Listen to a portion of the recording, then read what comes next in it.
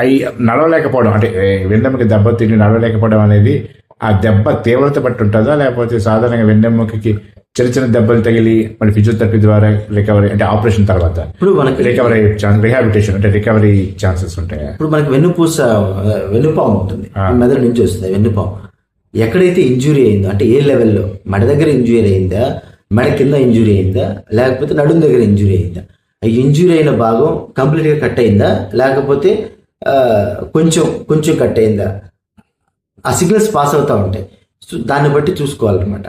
కంప్లీట్గా కట్ అయిపోతే మనం ఎవరూ ఏం చేయలేం, అది రికవరీ రావు, ఎప్పటికీ రికవరీ రావు. సో వాళ్ళు తీసుకోవాల్సిన జాగ్రత్తలు వేరే ఉంటాయి. ఒకవేళ కనుక కంప్లీట్గా కట్ అవ్వకపోతే వాళ్ళకి ఫిజియోథెరపీ చేస్తే వాళ్ళంతటా వాళ్ళు తిరిగి లేచి రావడానికి అవకాశం ఉంటుంది. కంపల్సరీగా వాళ్ళంతటా వాళ్ళ పనులు చేసుకోవడానికి లేచి రావడానికి అవకాశం అయితే ఉంటుంది. అంటే క్యాలిపర్స్ అట్లాంటివి వేసుకోవాలా, లేకపోతే అది వాళ్ళ పరిస్థితిని బట్టి ఆధారపడి ఉంటుంది. అంటే బ్రేసెస్ అవసరమైతే వేసుకుంటాం, అవసరమైతే ఆధారపడి. అంటే కొంతమంది ఏంటంటే మనం ఎంత చేసినా సరే మోకాళ్ళు వంగిపోతా ఉంటాయి, వాళ్ళకి క్యాలిపర్స్ అంటే బ్రేసెస్ ఉంటాయి, వాళ్ళు ఆ మోకాళ్ళు వంగిపోకుండా బ్రేసెస్ ఉంటాయి, వాడుకోవాల్సిందే కంపల్సరీ.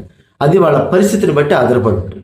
అంటే డాక్టర్ గారు వాళ్ళు బరువు పెరగకుండా అట్లాంటి జాగ్రత్తలు కూడా తీసుకోవాలి కంపల్సరీ. ఇప్పుడు వాళ్ళు జీవితాంతం ఫిజియోథెరపీ ఖచ్చితంగా చేయించుకుంటే మంచిది. ఏది కంప్లీట్ గా స్పైనల్ కార్డ్ ఇంజురీ అయింది అనుకోండి, వాళ్ళు ఏంటంటే వాళ్ళు రెగ్యులర్ గా చేయించుకోలేరు కాబట్టి చేయించుకోదలుచుకుంటే ఫిజియోథెరపిస్ట్ పెట్టుకుని రెగ్యులర్ గా చేయించుకోవచ్చు. కానీ ఎప్పుడైనా సరే ఫిజియోథెరపీ చేస్తే లేదా ఎక్సర్సైజ్ చేస్తే కింద బెడ్ సోర్స్ పడకుండా ఉంటే, కాళ్ళకి కానీ కింద పిరుదుల దగ్గర కానీ బెడ్ సోర్స్ పడకుండా ఉంటే ఫ్యూచర్లో ఎలాంటి కాంప్లికేషన్స్ కూడా రాకుండా ఉంటాయి.